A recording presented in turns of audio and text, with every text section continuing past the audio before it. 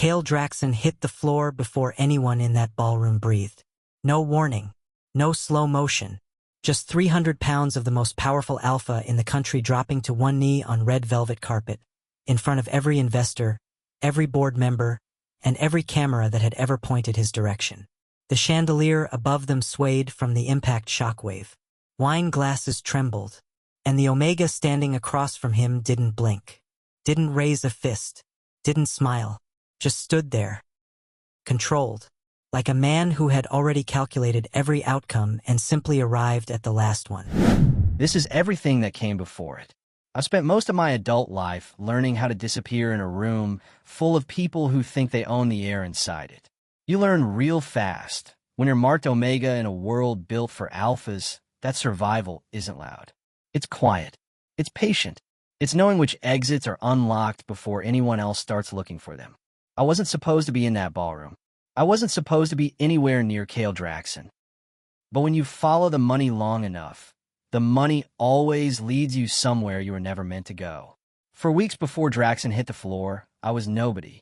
A temp, a compliance analyst pulling 12-hour shifts on the 42nd floor of Draxon Holdings, wearing a government-issued scent dampener on my wrist like a leash they dressed up as policy. For weeks before the whole city watched a billionaire take a knee, I was just a man reading numbers that didn't add up and trying to figure out why the cage bowl code in a charity shipping manifest matched the exact model used in an underground ring that had almost put me in a coma 6 years ago.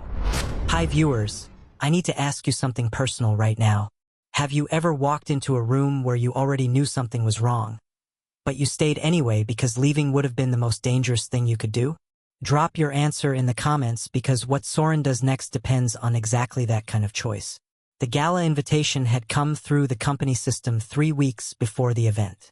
Kael Draxon, logistics mogul, public philanthropist, the kind of man whose name appeared on hospital wings and university endowments, was hosting a charity boxing exhibition.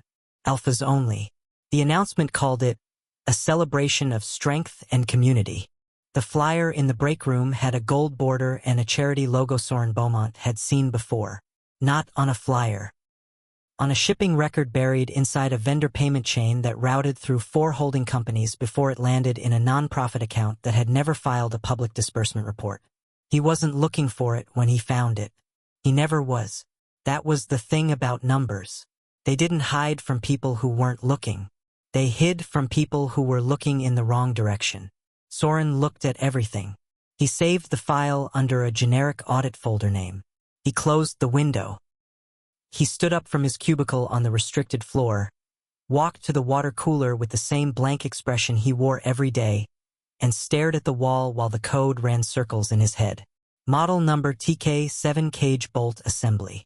Vendor ID 00-4471.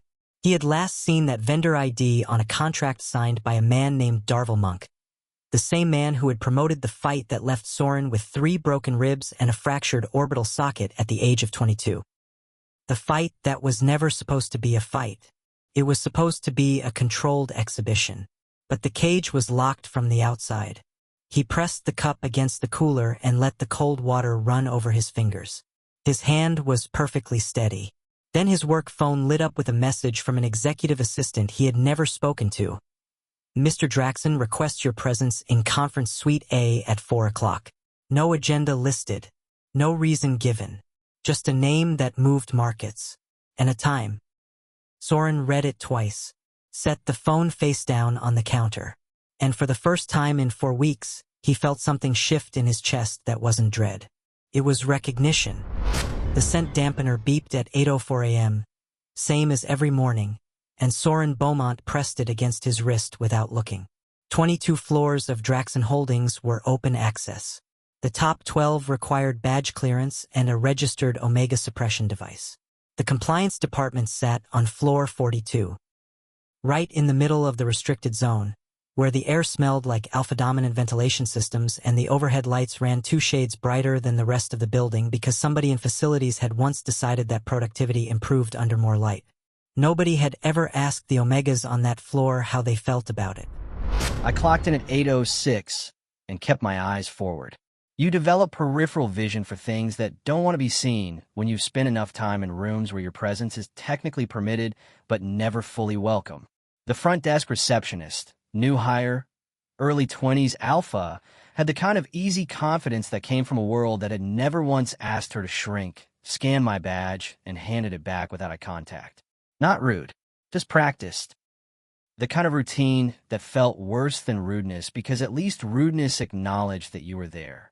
The thing about systemic rules is that they don't need to be angry to be heavy. They just need to be consistent.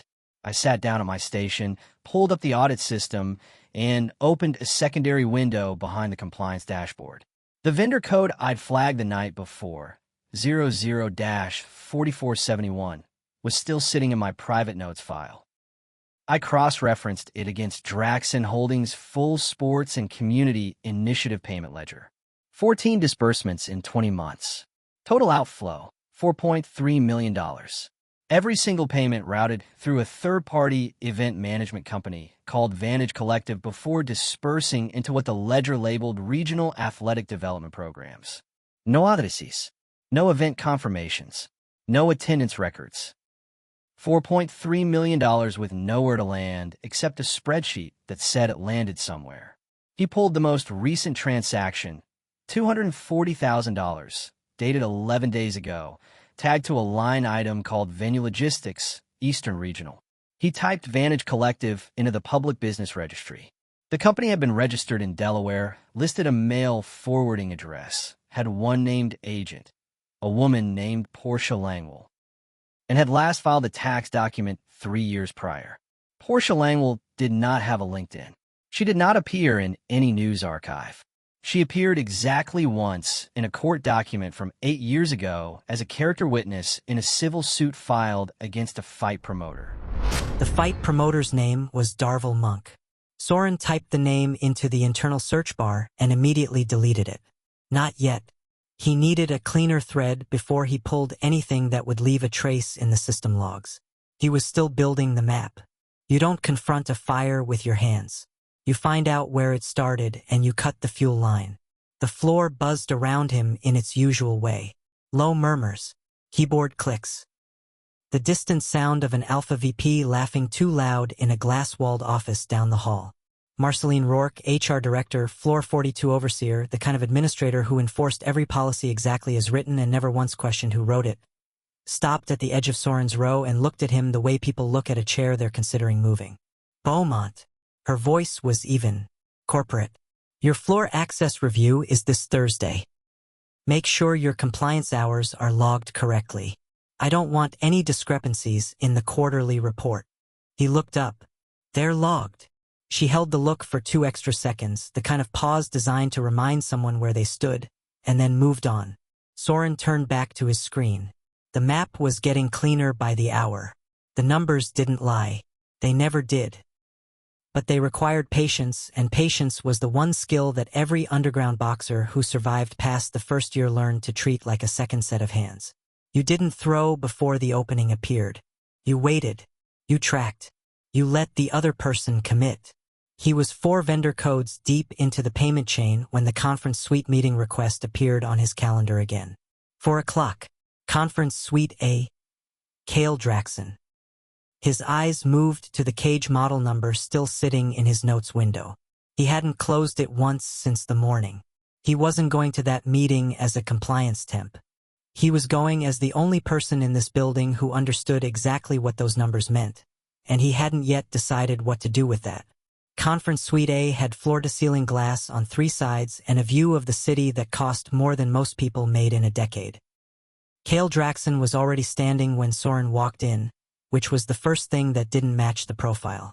Men with Kael Draxon's net worth didn't stand to greet compliance temps. They sat. They made you walk the length of the room. They established distance as a power structure before a single word landed. Kael was standing at the window, jacket off, sleeves rolled twice at the cuff. Studying something on a tablet, he sat face down on the table the moment the door opened. He gestured to the chair across from him without speaking. Soren sat.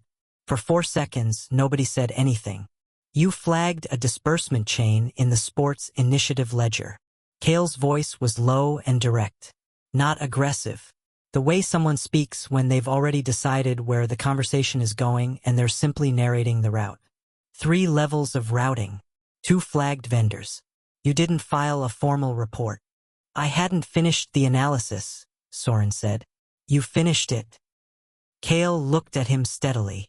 You just hadn't decided what to do with it yet.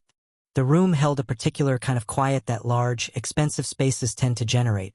The kind of silence that feels less like the absence of noise and more like an active force pressing from all sides. Soren kept his hands flat on the table. He had learned a long time ago that stillness read differently in a room than stillness looked.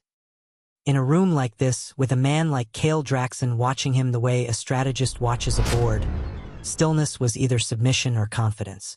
The difference was in the eyes. He kept his eyes level. You notice things most people don't, Kael said. It wasn't a compliment. It was an observation, the same way you'd note that a particular road had no guardrails.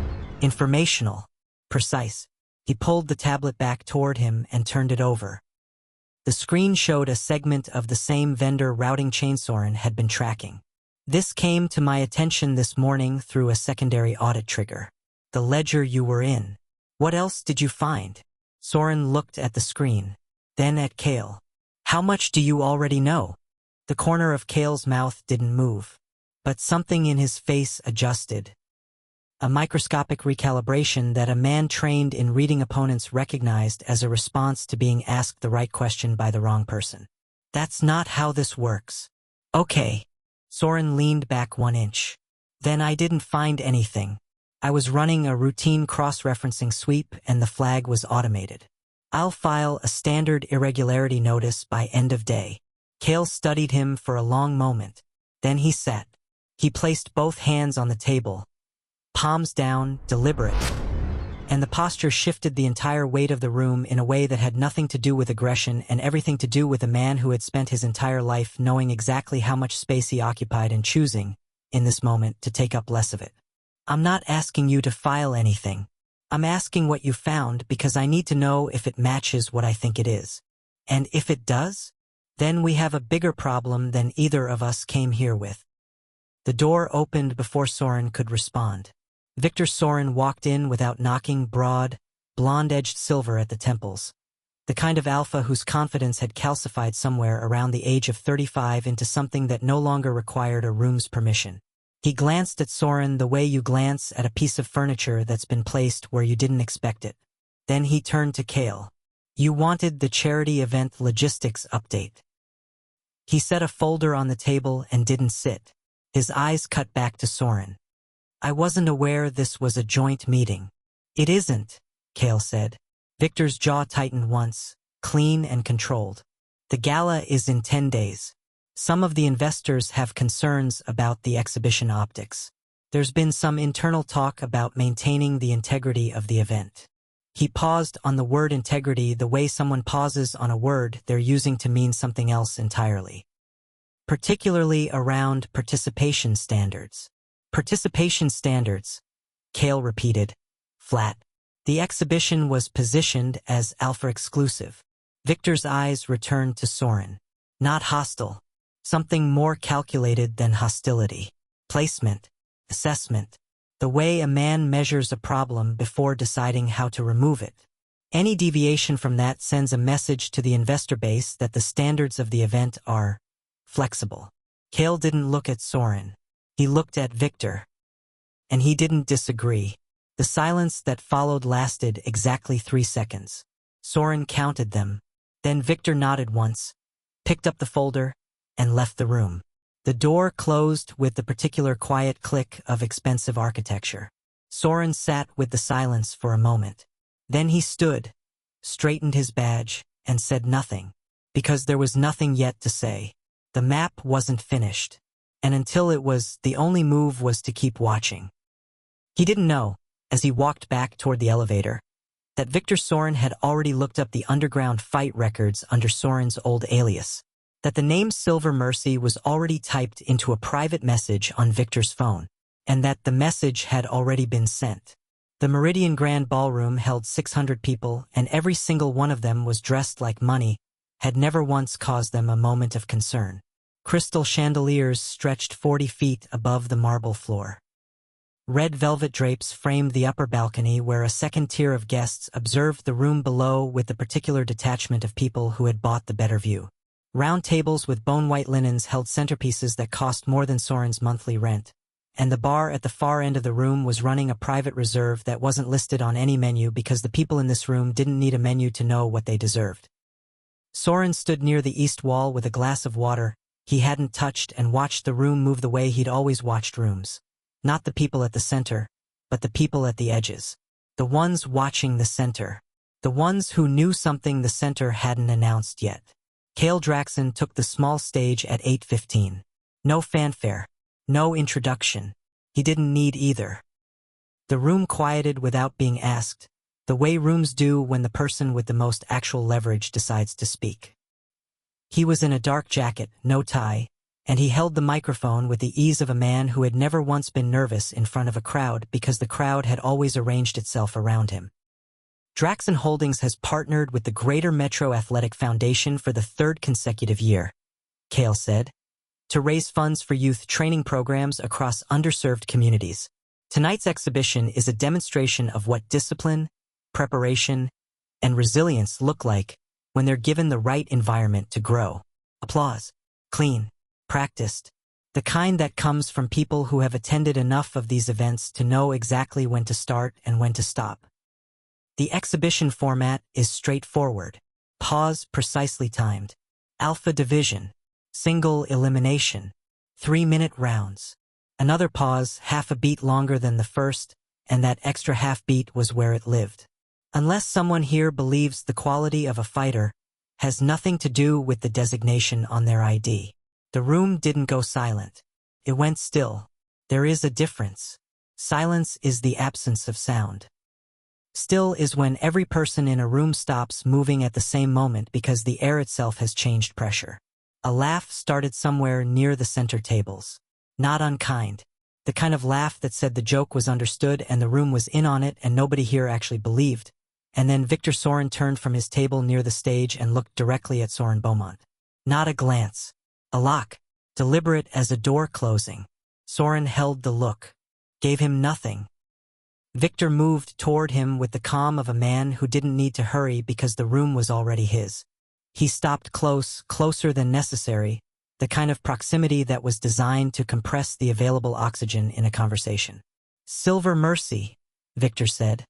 Low enough that the words didn't travel. That's what they called you, wasn't it? In the Eastern Underground Circuit. 2019 through 2021. He let it sit for a moment, watching Soren's face for the crack. 2 years. 17 fights. 12 wins. And then one fight where the promoter decided the outcome mattered more than the contract. Soren's water glass was still in his hand. He didn't tighten his grip. That promoter, Viktor continued, has been a vendor partner for this foundation for the last 18 months.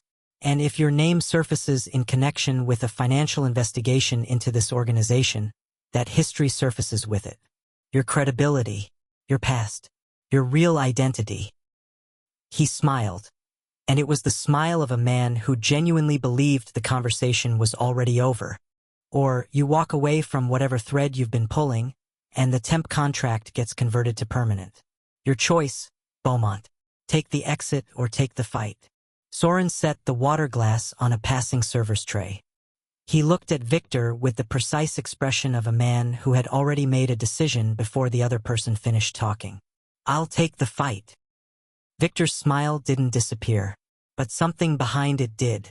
Across the room, Kael Draxon's eyes found Soren for the first time since the announcement. And for one unguarded half-second, the kind of half-second that a man like Kael Draxon almost never gave anyone, he looked surprised. Genuinely. Completely. Like a man who had just watched the board rearrange itself and had no idea who moved the piece. The applause from the crowd rolled forward again around them, warm and expensive and entirely unaware of what had just been decided. Soren turned back to the room. He had a fight to prepare for, and a financial record that Viktor Soryn had just given him every reason to make public before anyone could bury it. 6 days before the fight, Soren was up at 4:45, same as always. He didn't warm up for the sake of warming up. Every movement had a purpose, and every purpose was tied to a specific outcome he had already mapped. Rope for footwork timing. Mitts against the wall unit for precision. Bag work for power sequencing, not to build power, but to refine where it landed and at what angle it transferred force without telegraphing the setup. He had been doing this since he was 17 years old in a gym with no air conditioning and a trainer named Buford Crane who used to say that the difference between a fighter and a brawler wasn't talent. It was architecture. A brawler hits until something gives. A fighter builds the hit before it ever happens. He built. Every morning. 40 minutes of construction before the city woke up. Then he sat at his kitchen table, opened his laptop, and went back to the map. The financial routing chain from the charity disbursements had 17 distinct transfer points. He had traced 14 of them in the last week. The 15th transfer, a payment of $312,000 routed through a secondary LLC called Hawthorne Event Partners, dead-ended at a registered agent address in Phoenix that hadn't responded to any public filings in 2 years. He flagged it, noted the filing date, and moved to the 16th node. That one routed back to Vantage Collective, the same Portia Langwell entity from before splitting into 2 outbound wires. One to a bank account in the Cayman Islands. One to a domestic account registered under the Greater Metro Athletic Foundation's operating fund. The domestic wire made sense. The international one did not.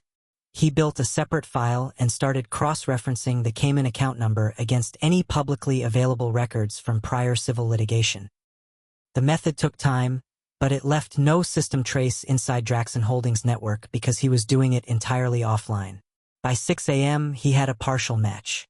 The same account structure, same routing prefix, same international correspondent bank, appeared in a 2020 civil suit dismissed without prejudice. The plaintiff's name in that suit was Darvel Monk. Soren leaned back. Let the room be quiet for a moment. The architecture was becoming clear. This wasn't a fraud scheme built by the charity foundation. It was running through the foundation like a pipe through a wall, using the nonprofit's legitimacy to move money that had been generated somewhere else. The charity was the cover, not the operation. The operation was the underground fights. He contacted Arden Kova at 7:15. Arden was an investigative journalist.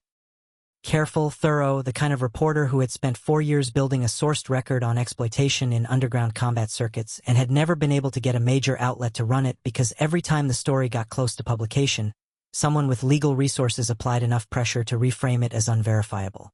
Soren had read Arden's unpublished draft 18 months ago. He had reached out once, briefly, and then gone quiet because the timing wasn't right. Now he sent a 3-sentence message. I have financial routing documentation linking Vantage Collective, Hawthorne Event Partners, and an offshore account to a domestic charity disbursement chain.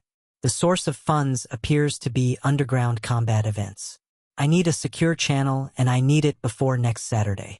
Arden responded in 11 minutes. Channel established. Soren closed the laptop and sat with what he had for a long moment.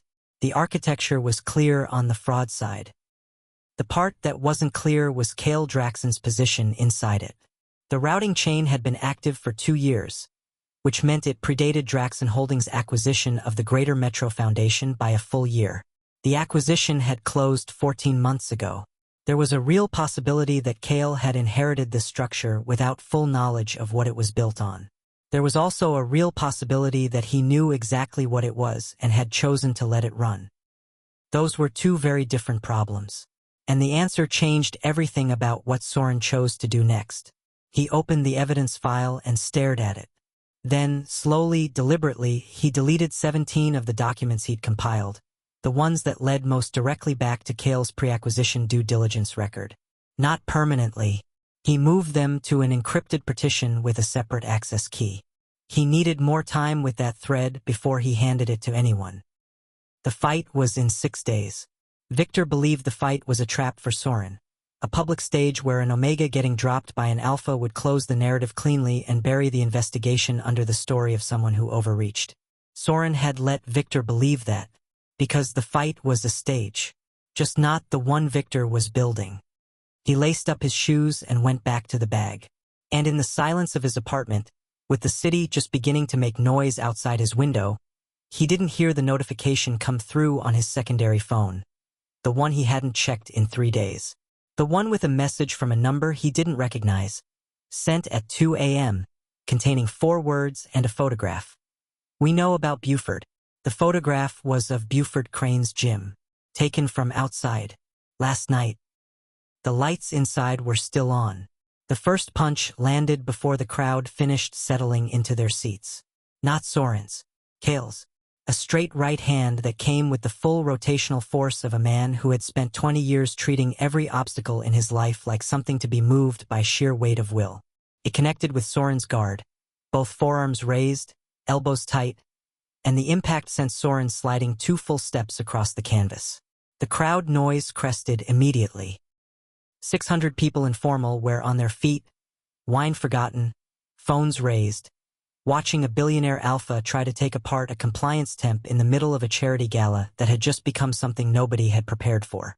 Soren reset his feet before the slide finished. Didn't shake out his arms. Didn't check his jaw. He came back to his stance the same way a door returns to its frame. Not quickly, not slowly, but with a certainty that said the door was made for that frame and nothing about the opening had changed that. Kael read it. His eyes adjusted.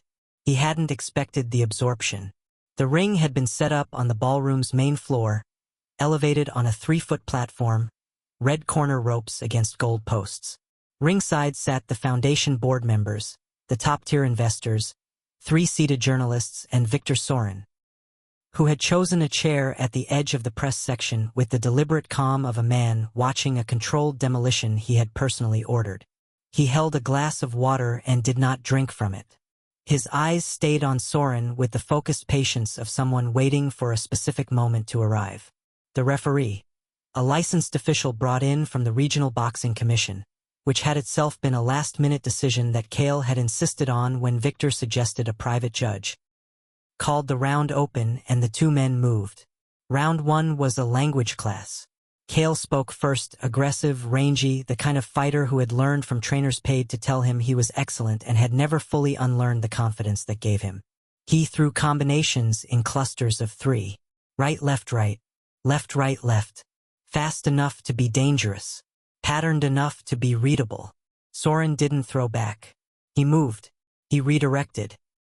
He made himself available in spaces that immediately became wrong when Kael arrived in them. By the 3rd minute, Kael had thrown 41 punches. 14 had landed. None of them clean. All of them absorbed with the practiced neutrality of a man who had been hit harder by people with less reason to stop. The round ended. The crowd, which had started loud, was now quieter in a different way. Not less engaged.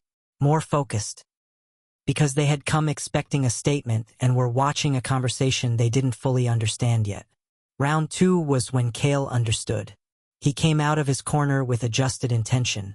Shorter punches, tighter guard, less committed combinations. He was processing. Soren recognized the shift the way a chess player recognizes when the opponent stops playing from memory and starts playing from the board. That was the moment the fight changed categories. It stopped being an exhibition and started being real.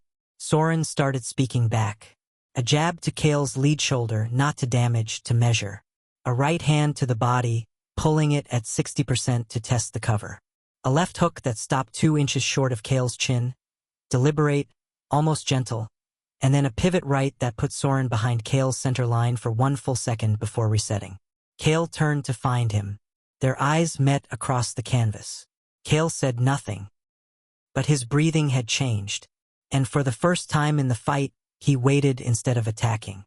He watched Soren the same way he had watched him in Conference Suite A, with the particular attention of a man who had revised his initial read and was now working from better information. Round 3 arrived like a shift in weather. Soren was done measuring. He came out of his corner and closed the distance in 4 steps. Compact, no telegraph, and threw a right hand to Kael's body. Not the ribs. The liver. He had set it up across 2 full rounds. 9 separate touches to various points on Kael's torso, none hard enough to register as a target, all of them building a map. The liver shot landed with the precision of something that had been planned before either man laced their gloves. And the sound it made was not the sound of a punch. It was the sound of consequence. Kael's left side folded. Just slightly. Involuntary. The body's honest response to a strike it could not negotiate with. He recovered immediately, pulled his guard, stepped back, reset. But the recovery was visible. And the crowd saw it. The silence that landed in the ballroom in that moment was the kind that only happens when a room full of people simultaneously revises what they thought they knew. Viktor Soryn set down his water glass. Round 4 opened and Kael came out upright, guard high, jaw set. He was still in the fight. He had the conditioning and the will to keep his feet under him, and he was moving with the disciplined restraint of a man who had finally stopped trying to win by force and was now trying to win by outlasting. It was the right adjustment. It was just 3 rounds too late. Soren feinted left. Kael moved right. Correct response, wrong angle. The feint hadn't been designed to create a punch opening. It had been designed to move Kael's weight to his front foot, which it did. And the left hook that followed landed at the precise intersection of Kael's jaw and neck where the vestibular system sits closest to the surface, and Kael Draxon, undefeated in business, feared in private circles, 300 pounds of alpha certainty, went to one knee. The chandelier above them swayed from the crowd's collective forward movement. Soren stood back. He did not stand over him. He did not raise his hands. He took 2 measured steps backward and held his position, breathing steady, hands at his sides. The referee moved between them. The 10 count started. The 6, Kael looked up. And what Soren saw in his face was not defeat. It was the specific expression of a man who had just understood something he had been wrong about for a long time and was processing the cost of that in real time. At 8, Kael pushed himself to standing. The crowd erupted, not for the knockdown, but for the recovery. Because a room full of wealthy people who had spent their lives being insulated from real stakes recognized, in this moment, that they were watching something genuine. And genuine things in rooms built for theater hit different. The referee checked Kael's eyes. Kael nodded. The referee waved the fight to continue. Viktor Soryn was already on his phone. Soren stepped forward to finish the round. And then the applause broke wide open, and beneath it, cutting through 600 voices, came the sound of Viktor's voice directed at 2 men in dark jackets standing at the corner of the ring platform. Clear, controlled, utterly certain of itself. Detain him, contract violation, floor authority. The 2 men moved toward the ring steps, and Kael Draxon, still breathing hard, blood in his mouth, said from 10 feet away, for words quiet enough that only the front row heard them, loud enough that the referee and both corner teams and Viktor Soryn most definitely did. Stand down, both of you. The 2 men stopped. Viktor's jaw tightened once. He did not speak again. But his hand, still holding the phone, dropped slowly to his side, and the look on his face was not the look of a man who had been blocked. It was the look of a man who was moving to the next plan, the one he had prepared for this exact outcome, the one nobody in this room knew about yet. Soren knew about it. He had known about it since 2 a.m., when the photograph of Buford Crane's gym arrived on his secondary phone with the lights still burning inside. He had spent the 6 days since building something Viktor hadn't considered, because Viktor had built his plan around Soren wanting to survive. And Soren had spent his entire adult life learning how to operate in rooms that were designed to make him want to survive at the cost of everything else. He had never once made that trade. He reached into his corner kit. Under the hand wraps and the cut gel in a sealed waterproof case was a USB drive. He had placed it there before the fight. He had told no one except Arden Kova, who was not in this room but was, at this exact moment, seated at a laptop 17 blocks away, watching a live feed from the ballroom's AV system that Soren had requested access to 3 days ago under the cover of a compliance audit of the Foundation's event documentation. The drive was keyed to a remote trigger. Soren looked at Kael across the ring. Kael looked back, and in the half-second of that look, in the specific quality of it, the way 2 people sometimes communicate an entire argument in a glance when they have been reading each other long enough, Soren made a choice. Not about the drive. About Kael. He put the drive back in the case. He would release the documents. But not yet, and not the way Viktor was expecting. Because the thing Viktor hadn't accounted for, The thing nobody in this room had accounted for was that Soren Beaumont had never in his life thrown a punch that wasn't already 3 moves ahead of the moment it landed. The referee raised Soren's hand. The crowd roared, and underneath the roar, unseen, unheard, the screens mounted along the ballroom's upper walls flickered once. A test signal from Arden's laptop and went dark again. Nobody noticed. Not yet. The screens came back on at 9:47 p.m., and nobody touched a remote. The AV feed cut without warning from the Foundation's charity highlight reel. Smiling children, spotless gyms, carefully edited footage of youth boxing programs that may or may not have existed, to a white screen. Then a spreadsheet. Then a routing diagram that any forensic accountant would recognize immediately, and that the 600 people in the Meridian Grand Ballroom stared at with the specific confusion of people encountering information they weren't supposed to have access to in a setting where access was supposed to be the one thing nobody had to think about. Arden Kova's voice came through the AV system. Clear. Even. The voice of someone who had waited 4 years to say these exact words in exactly this order. What you're looking at is a 17-point financial routing chain that has moved approximately $4.3 million over the past 20 months through 3 separate nonprofit vehicles, 2 offshore accounts, and a domestic operating fund registered to the Greater Metro Athletic Foundation. The source of these funds is not charitable giving. Another slide. Wire transfers. Account numbers. Correspondent bank identifiers. The source is a network of unlicensed underground combat events operating across 6 states, using low-income Omega fighters recruited through false employment contracts. The fighters were paid entry-level wages and signed liability waivers that stripped them of any legal recourse for injuries sustained in matches that were neither sanctioned nor insured. The money those fights generated was cleaned through the Foundation's disbursement structure and distributed to private accounts.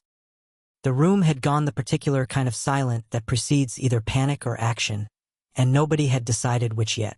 Soren stood at the edge of the ring platform, still in his fight gear, watching the screens. He had not looked at Viktor Soryn. He didn't need to. He could feel the exact quality of Viktor's stillness from 40 feet away. The stillness of a man whose entire contingency plan had just been bypassed by a variable he had failed to account for. Arden's voice continued.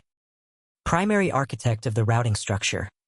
Viktor Soryn, partner and minority investor at Draxon Holdings, operating through a private LLC registered in his wife's maiden name.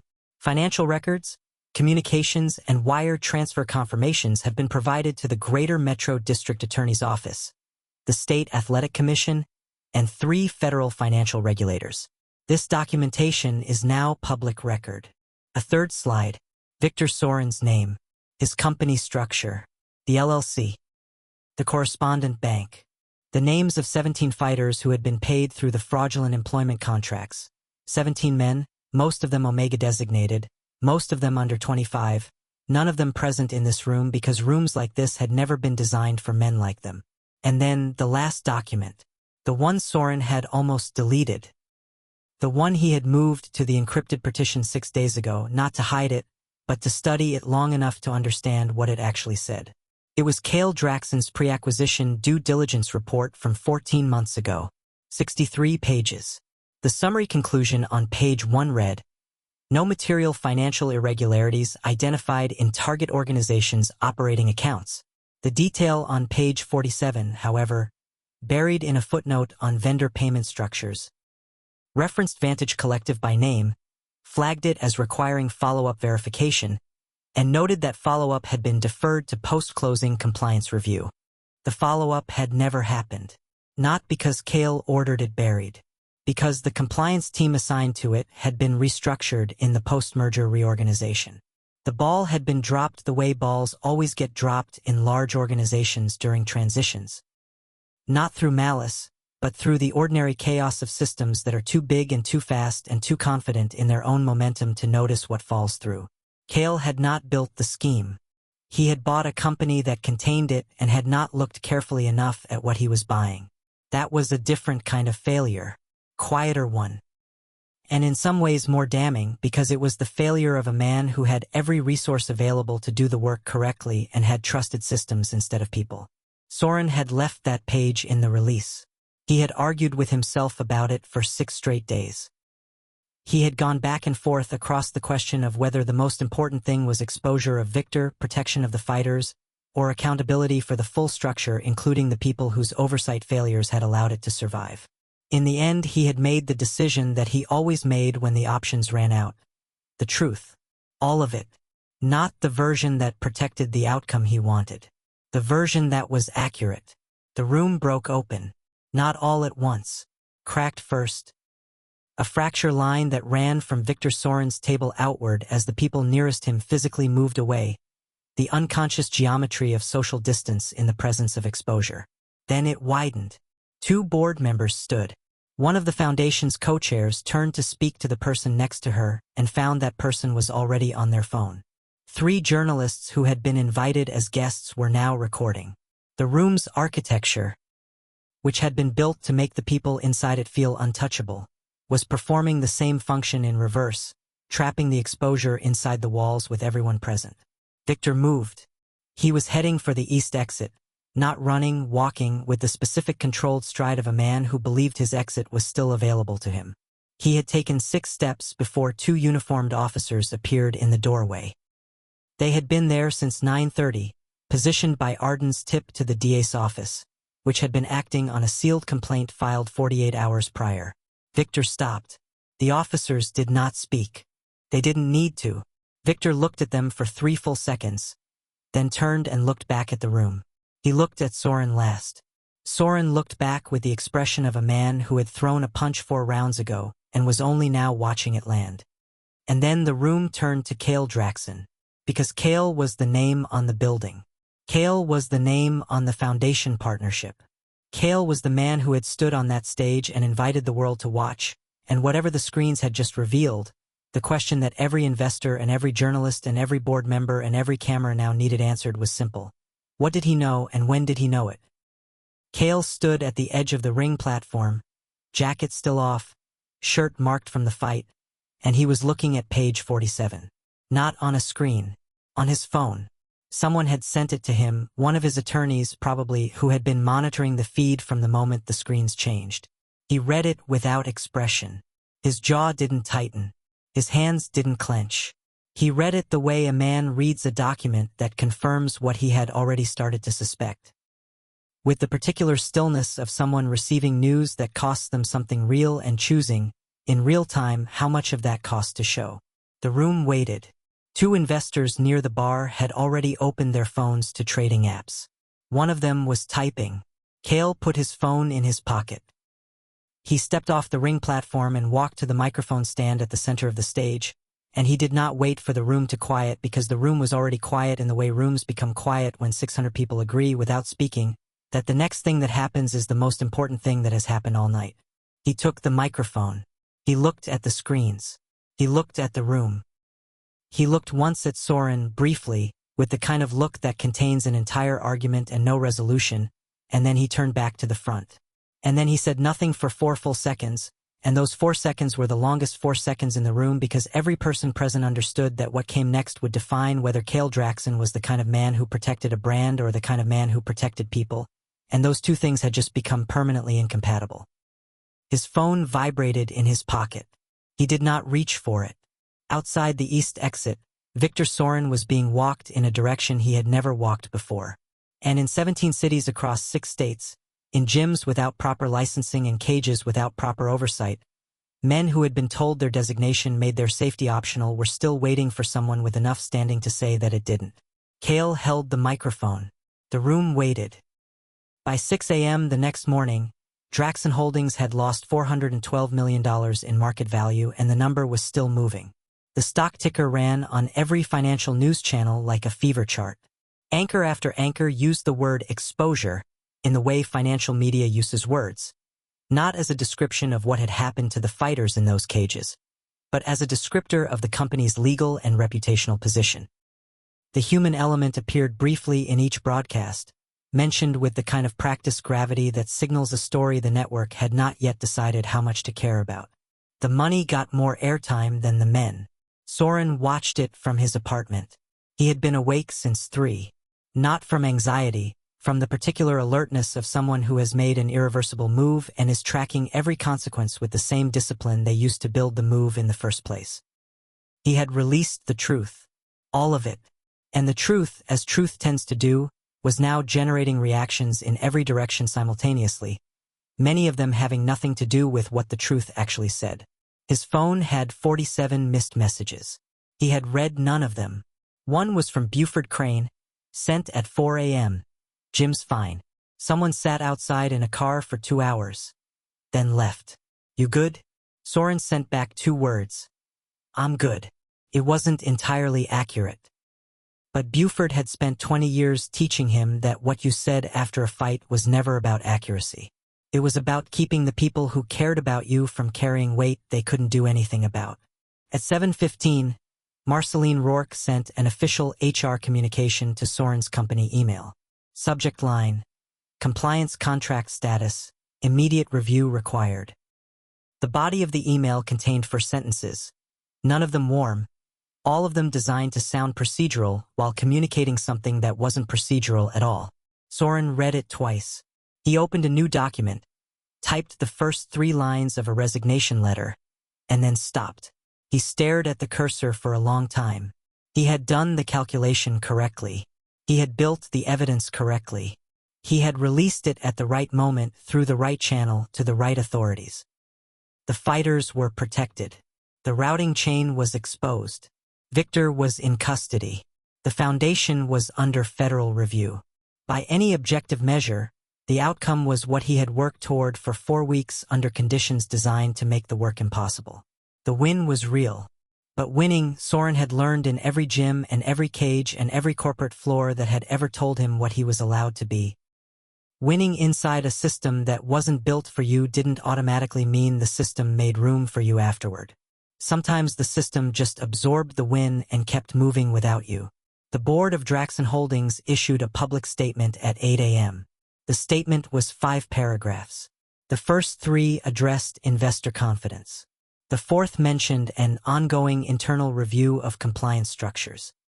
The 5th expressed deep concern for all parties affected by the disclosed events, without naming any of those parties or specifying what concern would look like in practice. Soren's name did not appear in the statement. Neither did the word Omega. He added a 4th line to the resignation letter. At 9 a.m., a second statement appeared, this one not from the board, but from an anonymous internal source quoted in a Financial Wire report. The source described the documentation release as a rogue action by a temporary employee with undisclosed personal history connected to underground fighting circuits. The phrasing was precise in the way that legal teams are precise when they are constructing a narrative rather than a description. It was the beginning of a reframe. Not corporate fraud exposed by a whistleblower, but internal sabotage carried out by a compromised outsider. Soren read it, set his phone face down, and understood that the fight wasn't over. The one in the ballroom had ended. This one, the slower, quieter, more consequential one that happened in press rooms and boardrooms and shareholder communications, was just entering its 2nd round. He added a 5th line to the resignation letter. Then he saved the document and closed it without printing it. Because there was one more thing he was waiting for. One variable he hadn't been able to calculate in advance, not because the information wasn't available but because it depended on a choice that belonged entirely to someone else. He had watched Kael Draxon stand at that microphone last night. He had watched the 4 seconds. He had watched the room wait. And then the feed had cut. Arden's signal had been disrupted by someone on the building's AV team who had been instructed to shut down the unauthorized broadcast. And Soren had been escorted from the building by security before Kael said anything. He didn't know what Kael had said. He had checked 3 news sources and a live social media stream, and nobody had captured the audio clearly enough to quote it. Some accounts said Kael had spoken for 2 minutes. Some said 10. One account said he had handed the microphone to a foundation board member and left the stage without speaking. Soren didn't know which version was true. He had been in the back of a rideshare heading home before any version had been confirmed, and he had turned his phone off for 3 hours because he needed 3 hours of clear thinking before he let the world back in. Now the world was back in. And the one answer he needed most was the one nobody had published yet. His phone rang. Unknown number. He stared at it through 2 full rings. Then he picked up. "Shareholder meeting," said Kael Draxon's voice. "Today. 2 o'clock. You should be there." The line went quiet. Not dead, Kael was still on the other end, breathing. Waiting. "Why?" Soren said. The pause that followed was 4 seconds long. The same 4 seconds from the night before. Then, "Because I'm going to say some things that are going to cost me a great deal. And I'd rather say them with at least one person in the room who already knows they're true." The call ended. Soren looked at the resignation letter still open on his laptop screen. He read the 5 lines. Then he selected all. Deleted it. He had 2 hours to get to the Draxon Holdings main office. He put on the same jacket he'd worn to his first day as a compliance temp on floor 42 and walked out the door into a morning that was either the end of something or the beginning of it, and the difference, as always, depended entirely on what happened next. The shareholder meeting was supposed to start at 2 o'clock. Kael Draxon walked to the podium at 1:58, and the room understood immediately that the 2 minutes weren't incidental. He had chosen them. The same way he chose everything, deliberately, with full awareness of what the choice communicated before the first word was spoken. There were 94 shareholders in the room.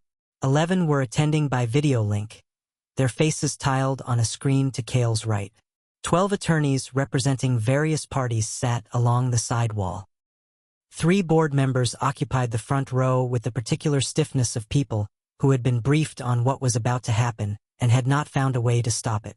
Marceline Rourke sat in the 4th row with a tablet and an expression that had been trained over 20 years of HR practice to reveal nothing about what was happening underneath it. Soren stood at the back of the room. He had not been given a seat. He had not been invited to sit.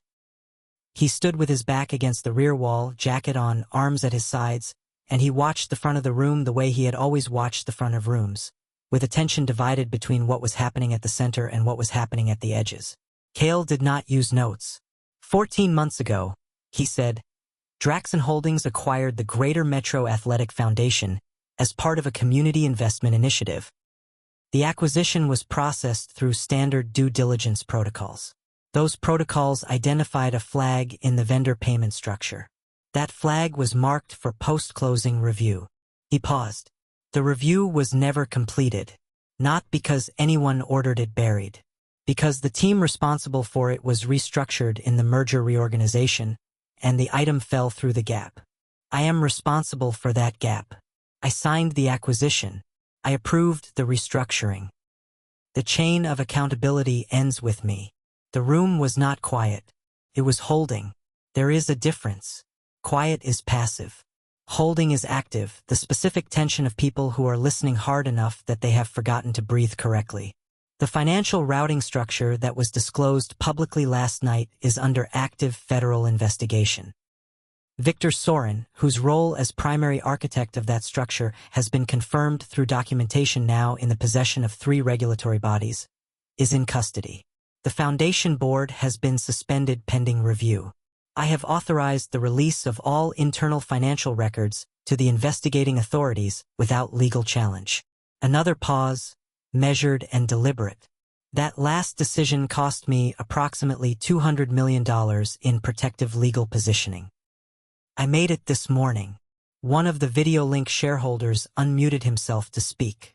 Kael raised one hand, not dismissively but firmly, and the man muted again. What I am announcing today is a restructuring, not of the balance sheet, of the organization. He reached under the podium and placed a physical document on the lectern. 70 pages. He did not read from it. The Greater Metro Athletic Foundation will be reconstituted under independent governance with a new charter. Its primary mandate will shift to regulated athletic development with full licensing requirements, medical oversight, and standardized compensation structures for all participants regardless of designation status. Draxon Holdings will fund this transition at a level sufficient to compensate every fighter who was exploited under the previous structure. Retroactively, with interest, calculated from the date of their first fraudulent contract. 3 board members exchanged looks. The attorneys along the wall were typing. Additionally, he looked up from the document. His eyes moved across the room and stopped at the back wall. The internal compliance function of Draxon Holdings will be redesigned. The new structure will include an independent oversight position with direct board-level reporting authority, unrestricted access to all financial routing chains, and full whistleblower protections codified in the corporate charter. He held the look for a moment. I have asked Soren Beaumont to lead the design of that structure. The room did not gasp. It shifted. The way air shifts before a change in pressure, the whole room at once without anyone standing up. Marceline Rourke looked at her tablet, then at the back wall, then at her tablet again. One of the front row board members leaned forward. Kael, the liability exposure on this position alone is less than the liability exposure of what happens when we don't take it, Kael said. Not harshly, with the certainty of someone who has done the math on both sides of a decision and stopped performing uncertainty about which one was right. We've spent 14 months inside a system that was designed to protect money at the expense of people. I am not interested in spending another 14 months defending that system in court. We're going to build a different one. Silence. Then, a single investor in the 7th row. Older man, gray suit, name on the foundation building before the current foundation existed, began to applaud. Slowly. Once. Twice. Then continuous. Nobody joined him immediately. He kept going anyway, the particular kind of applause that doesn't require company because it isn't performing for the room. It's responding to something real. 2 more investors joined. Then 5. Then the room fractured into 2 distinct camps. The ones whose phones were already running calculations on what the restructuring meant for short-term valuation, and the ones who were clapping, and those 2 camps would define the next 18 months of Draxon Holdings' trajectory in ways that none of the attorneys in the room had yet begun to draft language around. Soren, at the back wall, did not move. His hands stayed at his sides.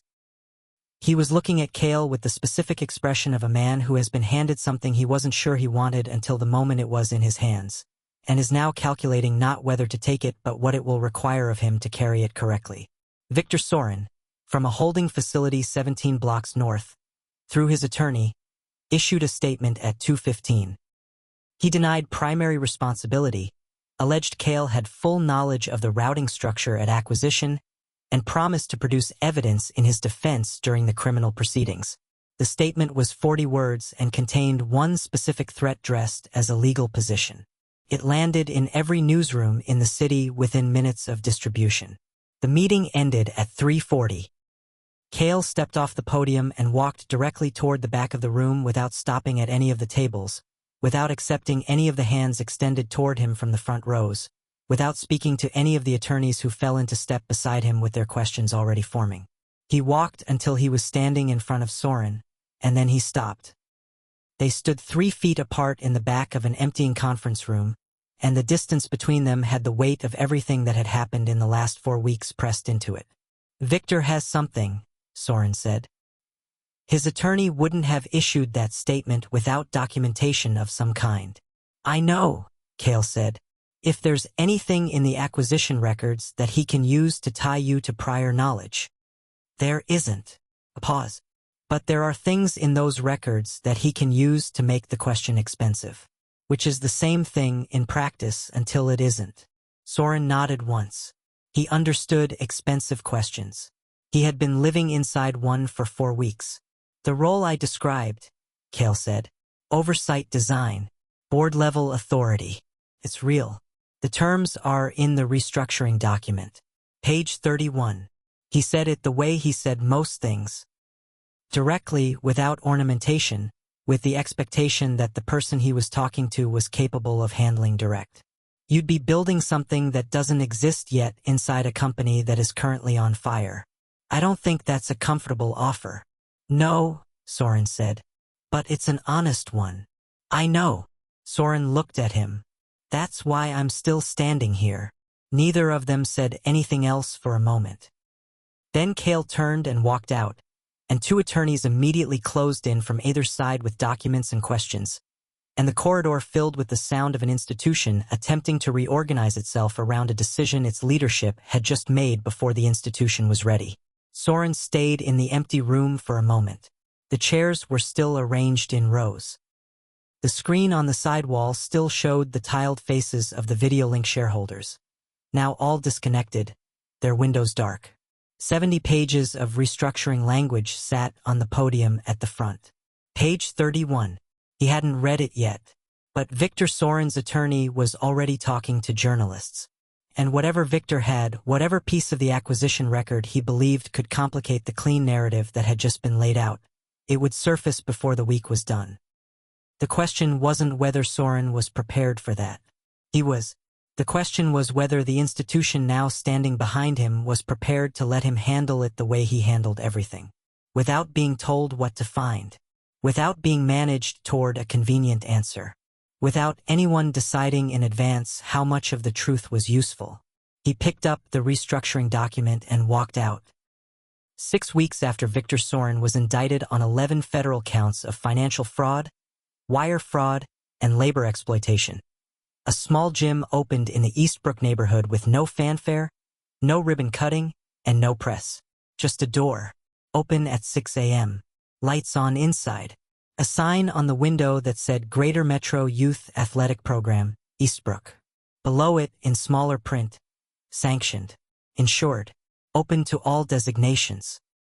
The first kid through the door was 14 years old, left-handed, and had been training in a parking structure 3 blocks away because the nearest licensed gym had a membership fee he couldn't touch. He stood in the doorway and looked at the equipment. Clean bags, decent rope, a proper ring with corner pads that hadn't been duct taped, and he didn't say anything. He just walked in and started wrapping his hands like he'd been waiting for the room to be built and had already been preparing for it in the meantime. Soren Beaumont was not in that gym.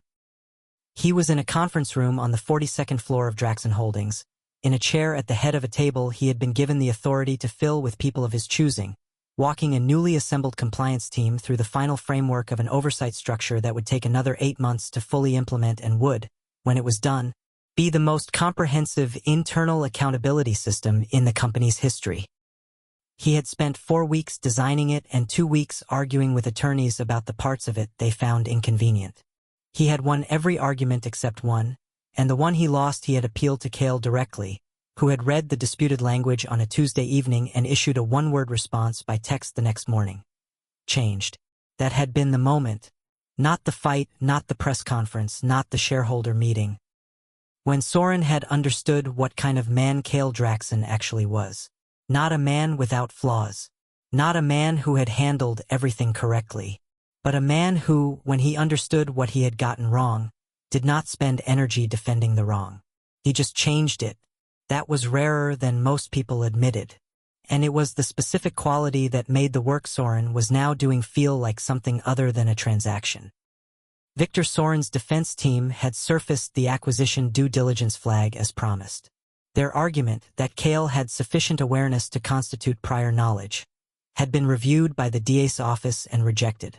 The flag had been logged, marked for follow-up, and genuinely missed. The paper trail was clear. What the defense had mistaken for a cover-up was, in documented fact, an organizational failure. Sloppy, costly, legally distinct from intent.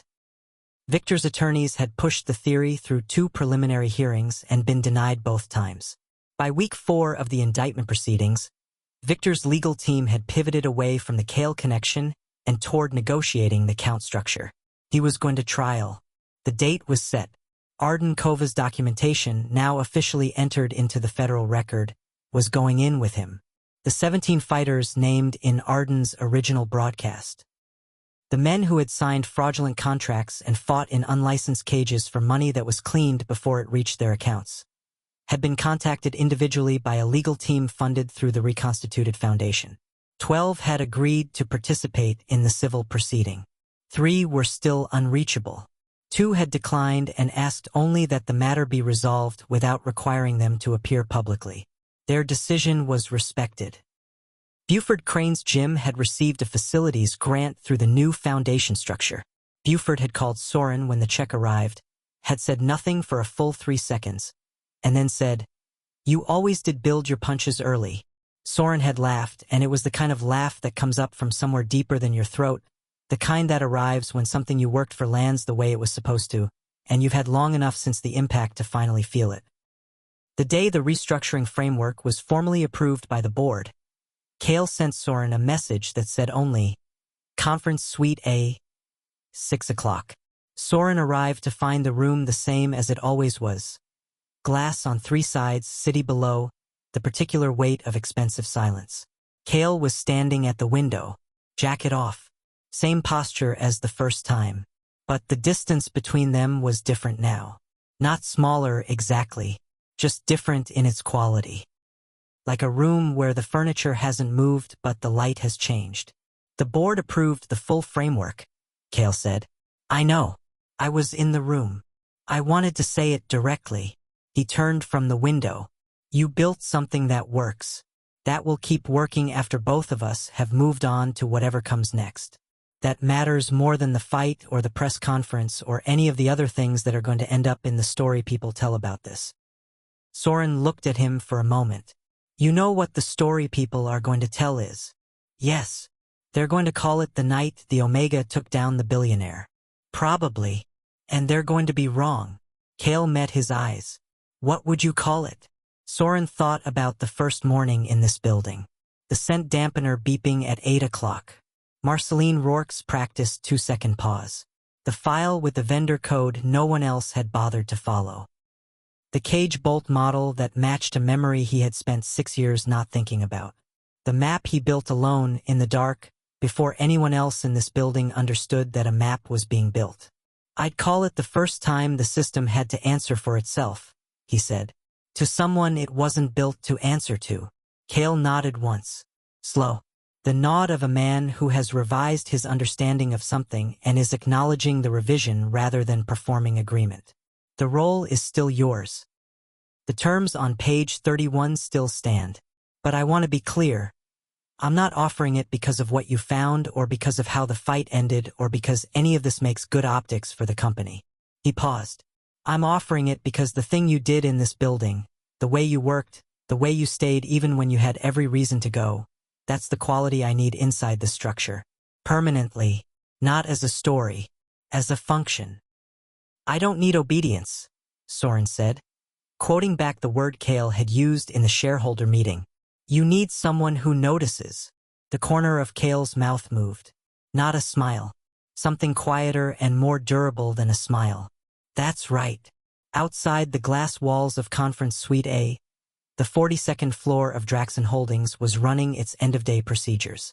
Badges being scanned out, computers shutting down, the ventilation system cycling into its evening mode. Somewhere in the building, a new compliance analyst, hired under the restructured intake process that Soren had written, which did not require designation disclosure on any internal access form, which allocated all restricted floors to role rather than biology, was running their first independent audit sweep. Finding things. Flagging them properly. Not afraid of what the flags would generate. In the Eastbrook gym, the 14-year-old left-hander was still going. He'd been there 4 hours. The trainer working the session, a former underground fighter named Deshaun Okafor, now on a sanctioned contract with full benefits and a title he had helped write himself, watched the kid work and said nothing for a long time. Then, "You've got good architecture." The kid stopped and looked at him. Didn't know what it meant. Deshaun smiled. "It means your punches know where they're going before you throw them. That's not talent. That's work. Keep going." The kid kept going. Viktor Soryn would be convicted on 9 of 11 counts 14 months later. He would be sentenced to 7 years in federal custody. He would serve for, released early on conditions that included permanent removal from any position of financial oversight. He would never again appear in a room like the Meridian Grand Ballroom. He would spend the rest of his professional life in the negative space of what he had built. Not imprisoned by walls, but by the permanent presence of his name in a federal record that anyone could look up in under 30 seconds. The night Kael hit the floor wasn't the moment he lost. It was the moment the system stopped being untouchable. And the man who understood that first wasn't the one holding the microphone at the shareholder meeting, or the one whose name was on the restructuring document, or the one whose face ran on every financial news channel for the 3 weeks following the gala. It was the man who had been sitting at a desk on the 42nd floor, reading numbers that didn't add up, wearing a device on his wrist that said he was permitted but not welcome. and who had decided, without announcement, without permission, and without any guarantee that it would work, to follow the map wherever it led. Even into a cage. Even into a room full of people who had spent their entire lives being told the map wasn't theirs to read. If the story moved you, if you've ever been the person in the room who noticed something nobody else was willing to see, drop a comment below. Tell us your version of the moment you stayed when you should have left and what it cost you and what it built. Your story matters here. And if you want more stories like this one, stories about the people who hold the line when every system tells them not to, who build the thing quietly before anyone realizes what they're building.